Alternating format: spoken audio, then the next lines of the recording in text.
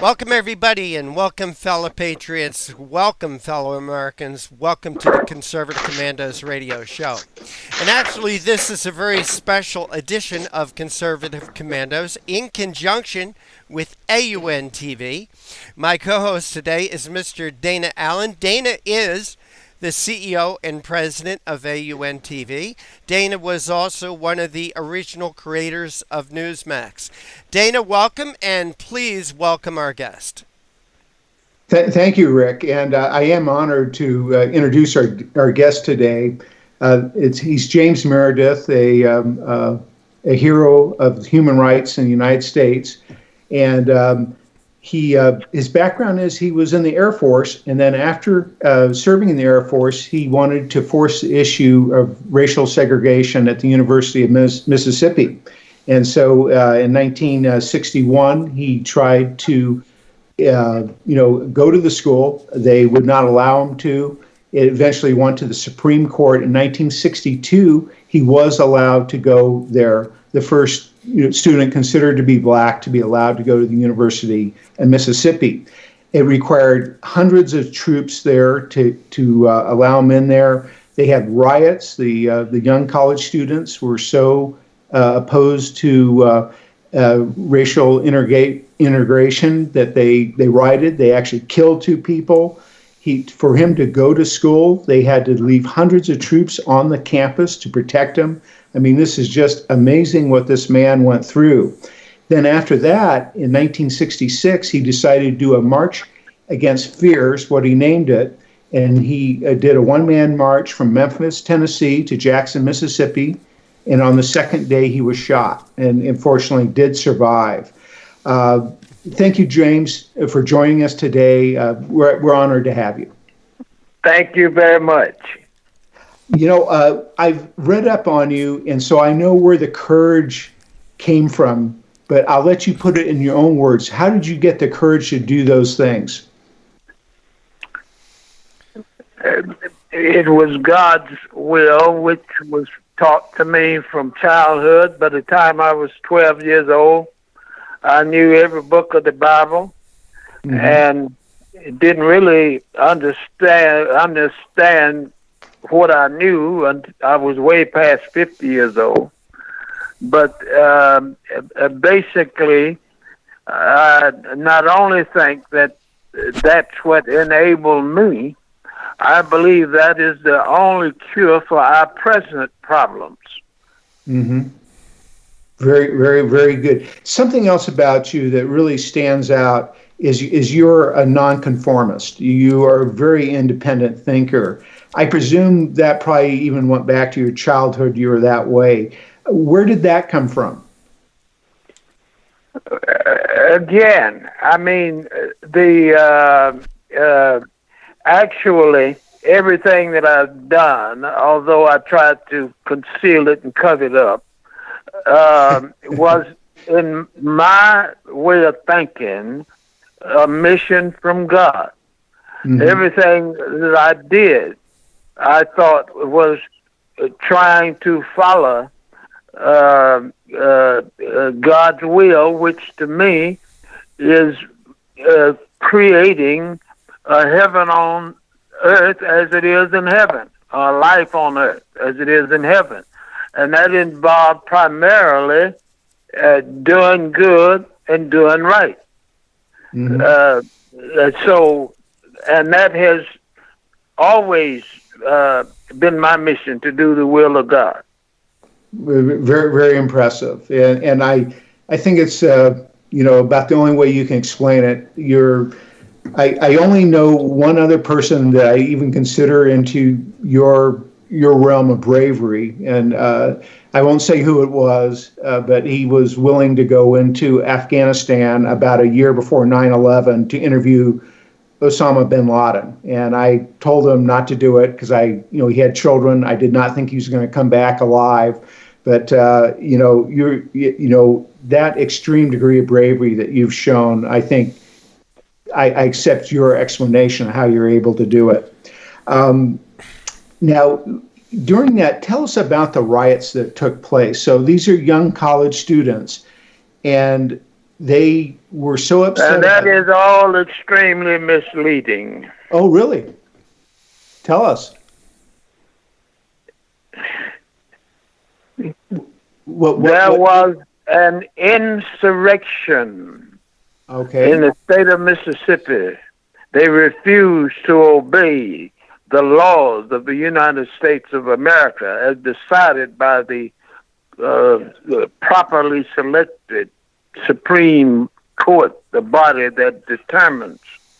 Mm-hmm. And the United States government, the Kennedy administration, sent in 33,000 troops to put down this insurrection. And they're still blaming it on somebody rioting. And even if that was true, it was only done because that's what the leaders told the people to do, told the students to do. Mm-hmm. And, it is time for the truth. The Bible says the truth will set you free. Yes. And it's time to deal with the truth. Right. Now, that's true. The governor, et cetera, they were encouraging this to a large degree. And, I was surprised. I've studied this, James, and I didn't realize just how bad it was. I produced a movie called Who Wins When America Loses? And I found out there's a lot of history that's been censored. I was actually shocked. It's been more than censored. There was 33,000 troops that were sent in to subdue Mississippi, but none of them, at the risk of court-martial and going to jail, they couldn't even talk about it. Really? Wow. Really? That is, I've seen the pictures of big trucks with, 20 soldiers on the back of them and so forth, but 33,000, that's an army. And you better believe it was an army, and that's what it took to subdue. And it should be known that America, 50-something years ago, did what it should have done to protect the rights and privileges of a citizen of the United States. Yeah. And it should have been, it was attempted after the Civil War, but unfortunately it went back to the way it was before to a large degree. It was fairly close to slavery, with the chain gang system and so forth, all the way into the 1930s. So there was this regression in human rights that took place, unfortunately, and it was when the Democrats regained control of the governments in those areas, and so it was a sad moment in American history, but it's not the history of all of America. I'm very pro-American. I think that stuff is only on the people that did it, because there's a lot of people that opposed them. With your very independent thinking and so forth, today on college campuses, and I went to college in the 1970s, there's a lot of indoctrination. And, when I go to English class, it was 25% or 50% political indoctrination in favor of, let's say, the Democratic Party or Marxism. And there's also almost all classes were opposed to Christianity and even the belief in God. So there's a Christian organization on campuses that has surveyed, and they say that 70% of college students lose their faith in Christianity in their first year in college. Do you see this as a human rights issue, and do you think government colleges should be prevented from doing this indoctrination? Well, of course, God say He alone is to judge. So that it was hard to do, but I'm doing everything I can now to stay out of the judging business. God said that's His business, and that man should just figure out just a little bit that He wants them to do and that they understand they should do. Now, And so the judging part I'm going to try to stay out of. But I truly believe that the only answer to our problems are to go to the fundamental core of the Bible, and that is the Ten Commandments, which are designed to rebuild a broken people, broken families, broken societies, and the teachings of Jesus Christ, which Jesus Christ said that he came not to destroy the law, but to fulfill the law. Now, the law he was talking about, from my understanding, is the Ten Commandments. And, of course, the Ten Commandments are designed to teach people good and bad, right and wrong, and how to apply it to life. And no one can really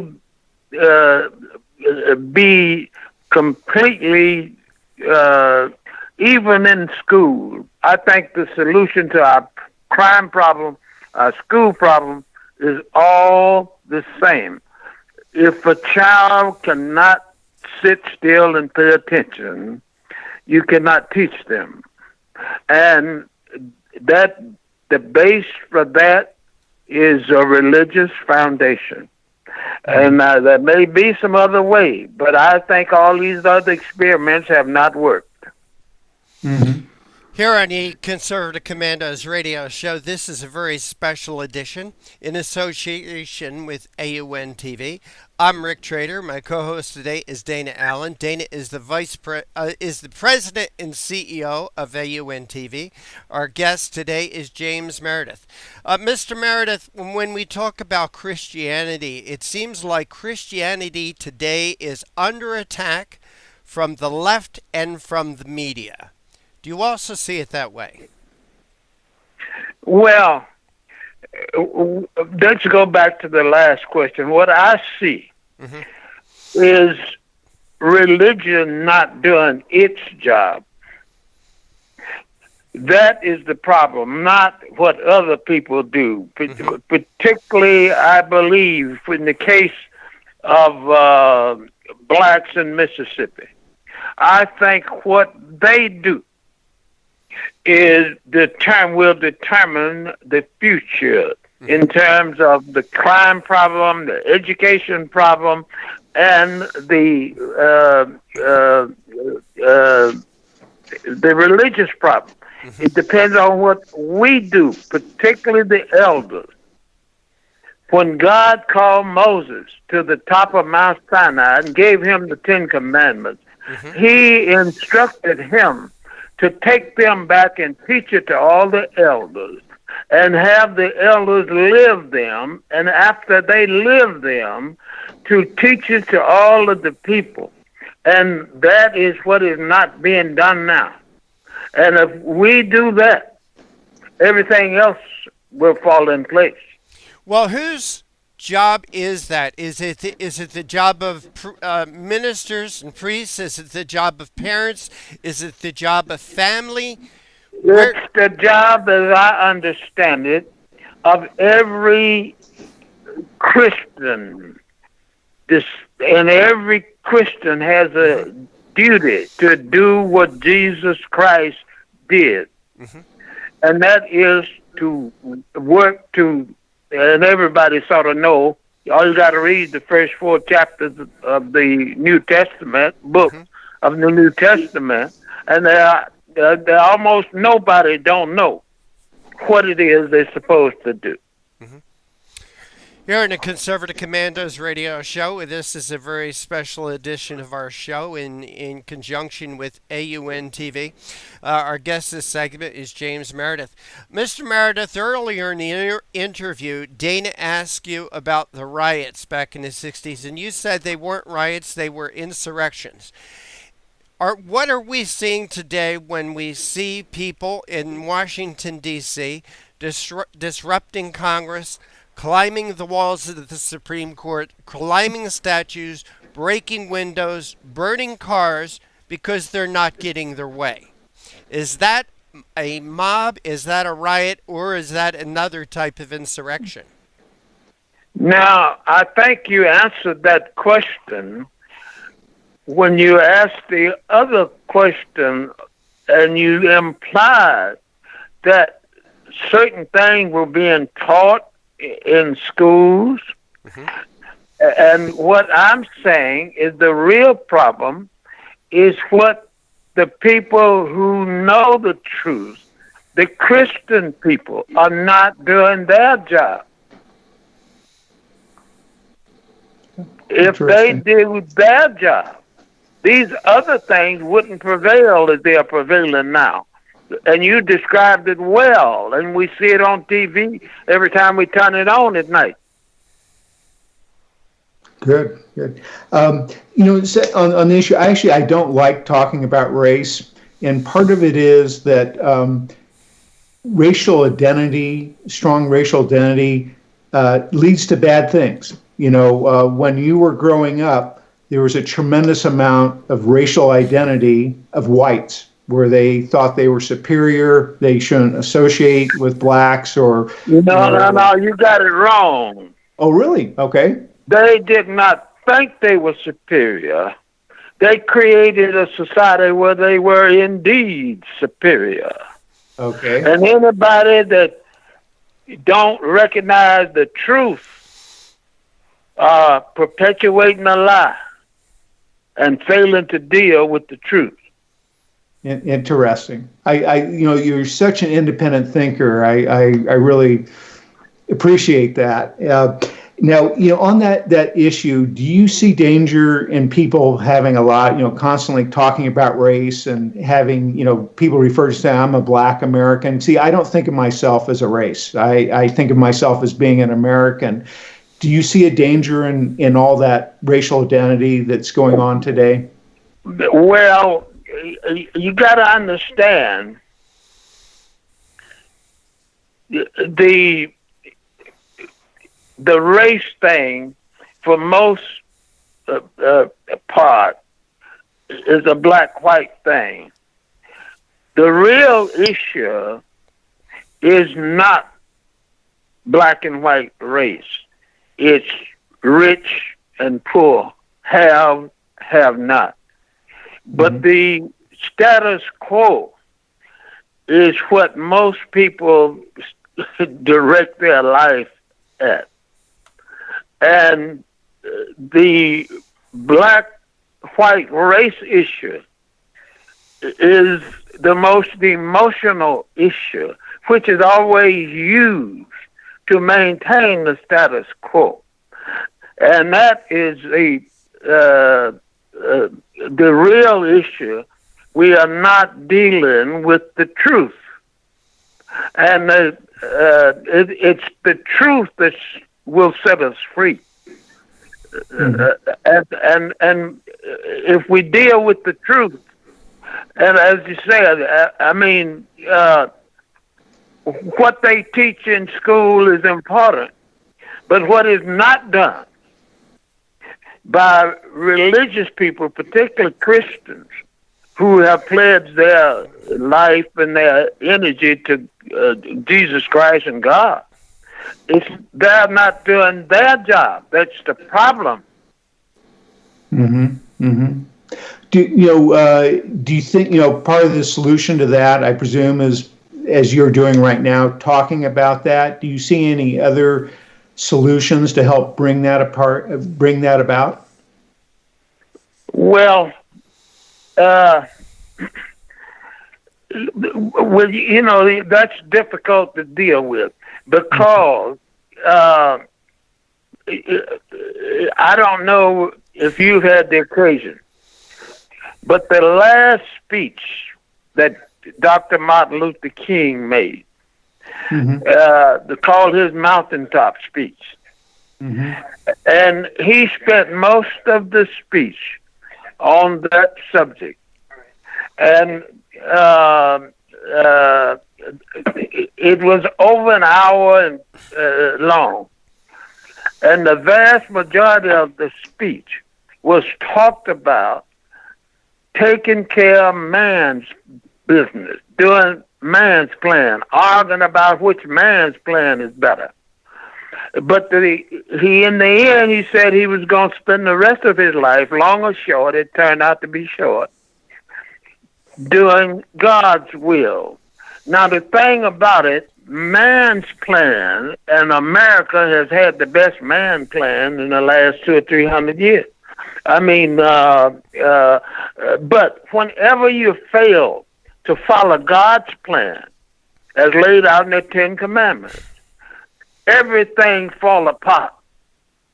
Yeah. And that's what happened with Sodom and Gomorrah, and that's what's happening today in my opinion. Sure. And I ain't supposed to express them, but I can't get around it, trying to do God's work. Yeah.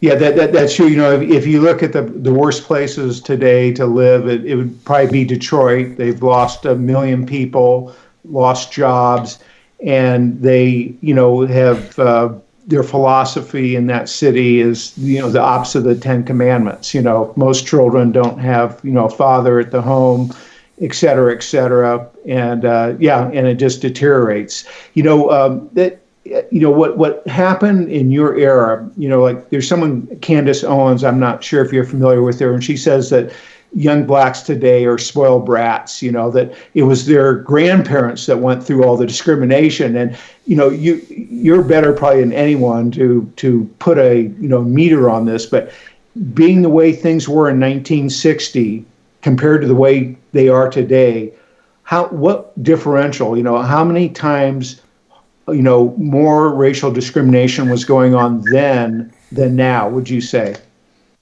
Well, there was too much in both cases, but let's just stick with 1960. I believe that's the same year that Patrick Moynihan, Senator Moynihan, came out with the Moynihan report. I'm familiar with it.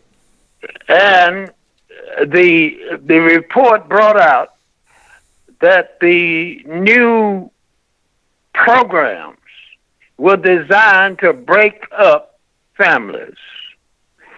So basically, the government really broke up the black family and any poor families. And of course, now they're saying that's the problem, but of course, government created the problem. Right. I mean, and basically, we've been defining the problem all my life. But my God tells me what I should be doing is working for the solution.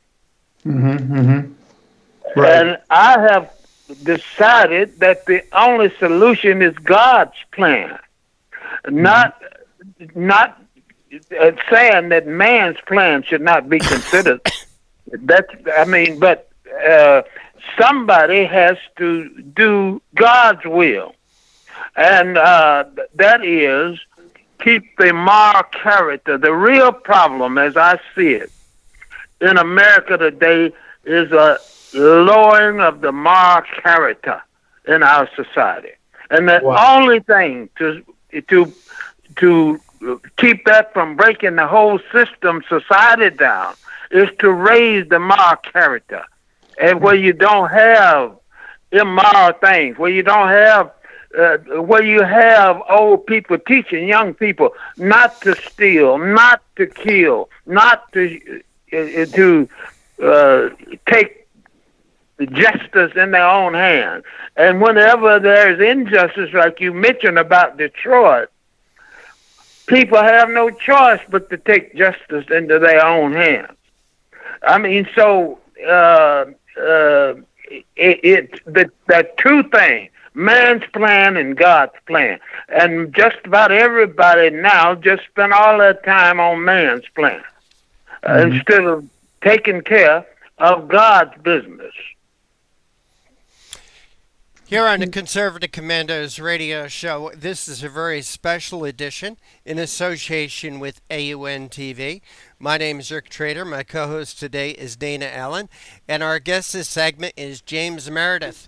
James integrated the University of Mississippi while braving mob violence in 1962, and since the 1960s, Meredith has been in and out of the public eye, actually involving himself in Republican politics. In fact, worked with Senator Jesse Helms.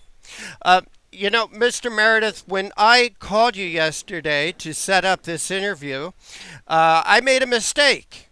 I called you a civil rights icon, and you said to me, apparently you don't know about me very well.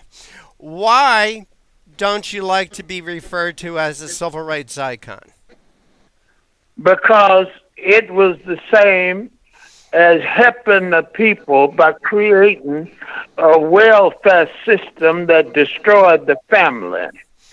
The civil rights concept was the idea that if blacks acknowledged that they were not entitled to all of the rights white Americans were entitled to, that the good white folk would help them get 3 or 4 of the rights. You understand that?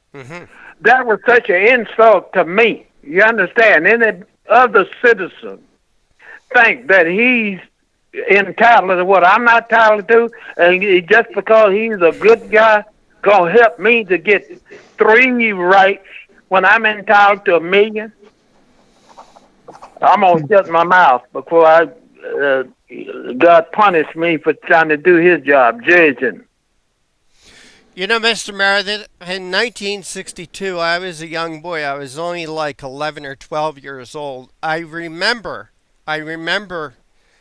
that you being admitted into the University of Mississippi. I also remember George Wallace standing in the schoolhouse doors. At that time, living in the northeastern part of the country, I totally didn't understand what was going on. I did not live in the South. In fact, one of our very good neighbors, Mrs. Taylor, somebody who used to take us to church occasionally, I can remember her telling me about a trip that she made down to the South with her husband, and her telling me about she couldn't go into certain restaurants because of her skin color. I didn't understand it at that time. I didn't understand what people were fighting for and why their friends weren't like my friends like Artis Palmer, my friends like Betty Washington. Both who are black, they're classmates with me. We played together, we went to school together, we played after school together. I didn't understand that. I didn't understand what the culture was at that time. And I think that was probably because of my parents. My parents had black friends. We lived in a very mixed community, and I've always thought that racism starts in the minds of children because of their parents. It's either there or not there by the example their parents set for them. Your thoughts? Well, I'm not sure that that was a question. Yeah. Well, what my question, I think, was, do you think in addition to Christianity, in addition to the Bible, to the 10 Commandments, to the church, it also has to start with parents? How can parents do what they have never had the opportunity to learn how to do? So what you're saying, James, is you think that, if parents were brought up in, a very racially or racist type family, that they just... No, I'm not saying that. I'm not saying that at all. Oh, okay. I'm saying that everybody keep talking about what the family should do. I'm saying that for 40 years, every policy by the federal, the state government was designed to break up poor families. Yeah. And anybody don't know that, I don't think is looking at the truth. I don't think anybody can look at the truth and not see that. Right.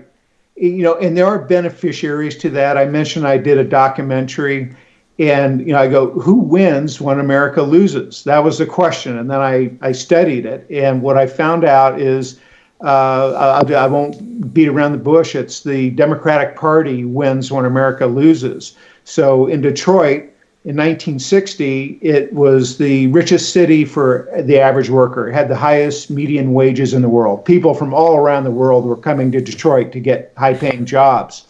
And at that point, they actually had a Republican mayor. And then that was the last one they had. Then they started voting Democrat, and they voted Democrat, and things got worse. The things that you're talking about, the family was broken up with welfare and so forth, where they would pay more money if there's no father at the home. And so then as things got worse, people voted more for the Democratic Party. And then that made things get even worse, which made people vote even more. So it went from voting like 51% Republican in 1960 to in 2012, Detroit voted 98% Democrat and 2% Republican. So it's the best thing that ever happened to the Democratic Party in Detroit has been the destruction of Detroit and the destruction of the family. And as we both have mentioned that things are being censored, this isn't being talked about. I don't know why the Republican Party is not talking about this, because it's a threat. The murder rate in Detroit's 46. I think I know the answer to that. Okay. Because all political parties are man's plan. There's nothing wrong with man's plan, and you should always have the best one. But society always breaks down when God's plan, that is the Ten Commandments, where you teach people good and bad, right and wrong, and how to apply it to life and how to make life better for everybody. That is where, and the only people capable of doing God's work are the people committed to God, and particularly Christians through the Jesus Christ teaching.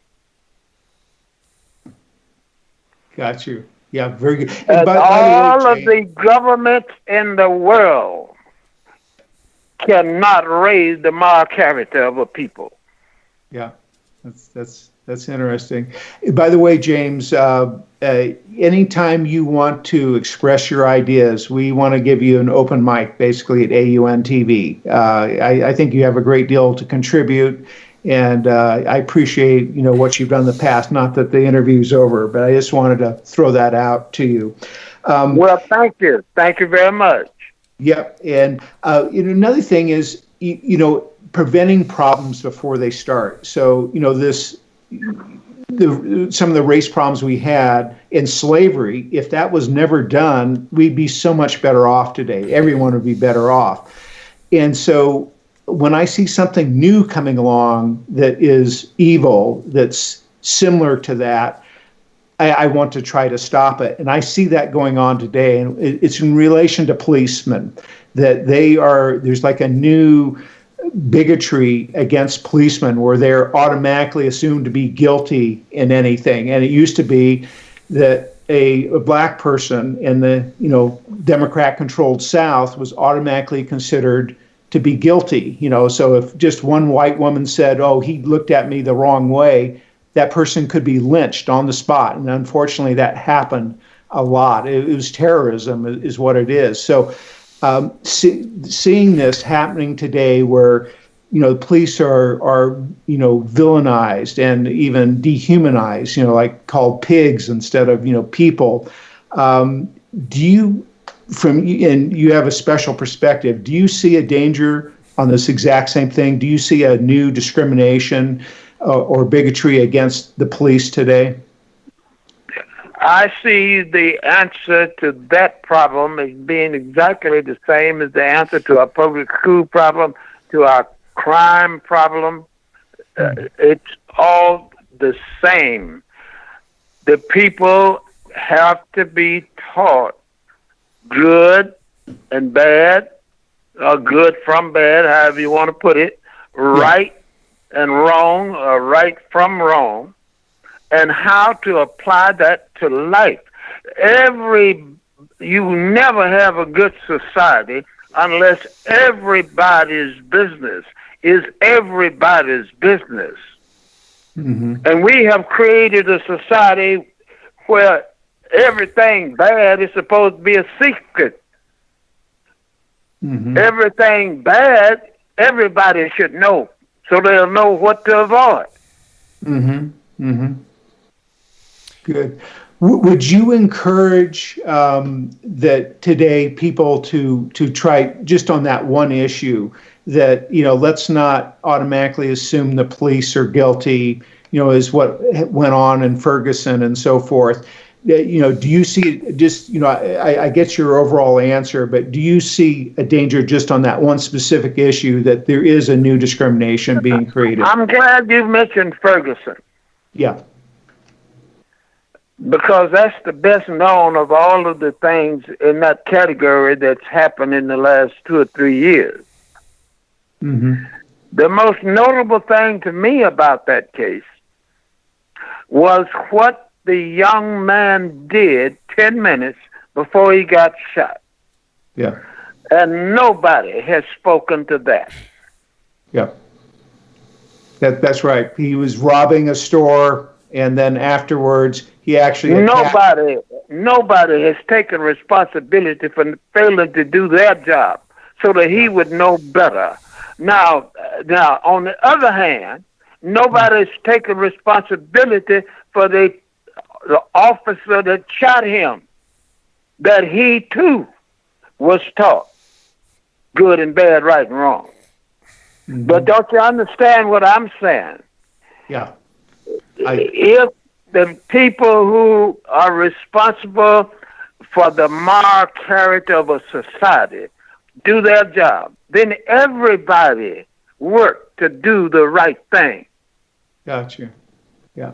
Gotcha. Rick wants to ask you a question. Yeah, here in the Conservative Commandos radio show, this is a very special edition in conjunction with AUN TV and AUN TV's founder and president, Dana Allen. I'm Rick Trader. Our guest this segment is James Meredith, and I believe he was inspired by President John F. Kennedy's inaugural address to decide to exercise his constitutional rights and apply to the University of Mississippi. Mr. Meredith, in following up Dana's questioning about the police and incidents like Ferguson and Trayvon Martin, people are now protesting the actions of the police. One of those people is Colin Kaepernick, who actually refused to stand for the Star-Spangled Banner, the national anthem, making it I will call it a media circus. I think that if there's one place that we should all be able to get together and agree on, and that's our flag, that's our national anthem, and that would be a place that we can then talk about our differences, but that gives us a place. What is your reaction to the protest by NFL players and NBA players protesting the national anthem by not standing?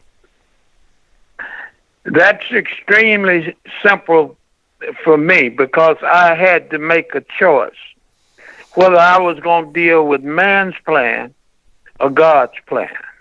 And that is man's plan, and I have committed myself only to do the will of God. Mm-hmm. So consequently, if God's will is done, and his will is to create heaven, a good place on earth as it is in heaven, then everybody is working to do the good thing. Everybody's working to do the right thing. So these wrong things won't come up.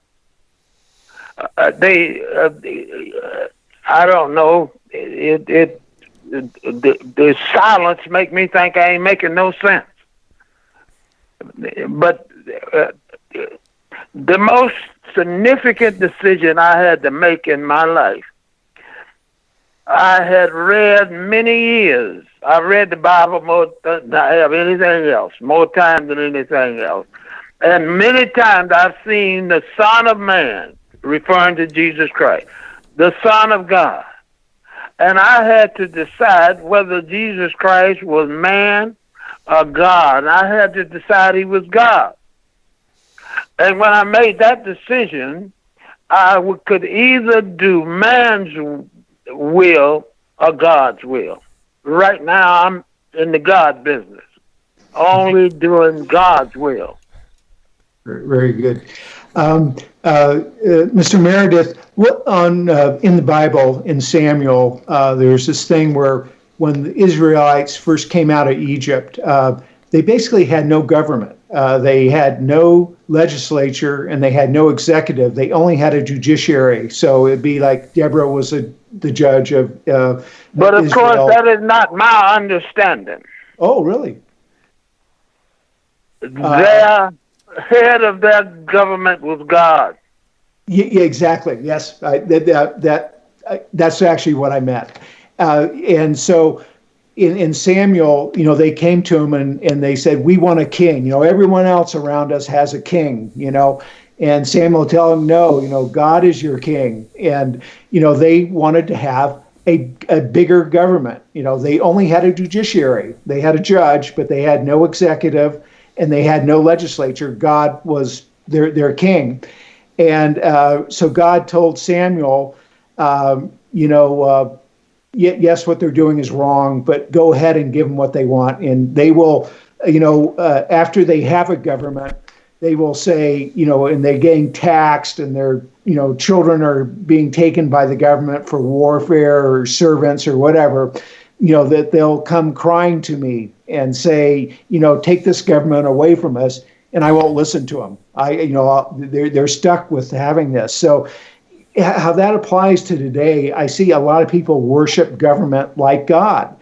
And, we've already gotten so much wisdom from you. How do you see that issue of people depending on government and believing in government plans and wanting the government to be even more powerful? Because they don't understand that when you don't take care of God's business, everything fall apart. Yeah. And it don't matter how good man's business is.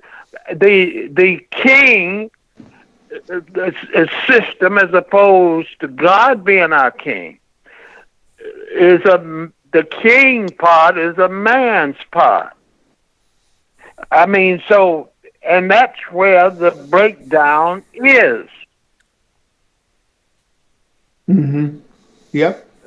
In my answer, I have to get out of the Jersey business.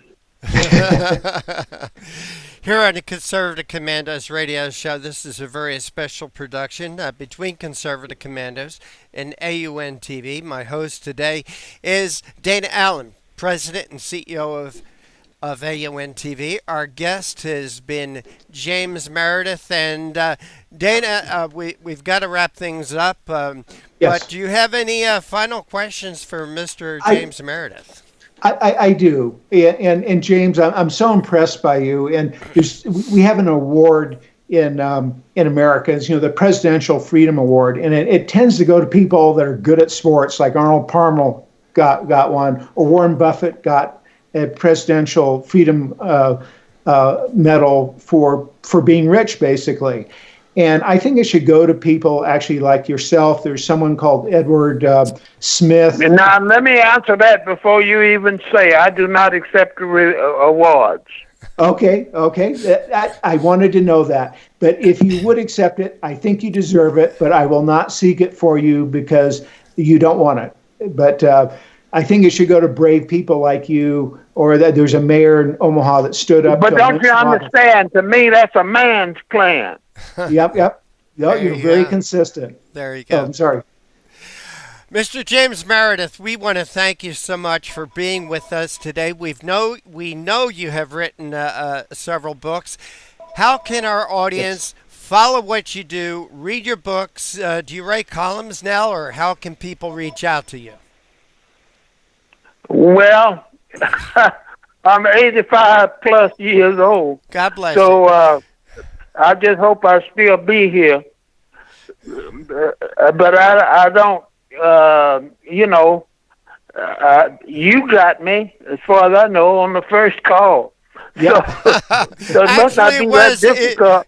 It was the third call. The first two calls I made, the line was disconnected.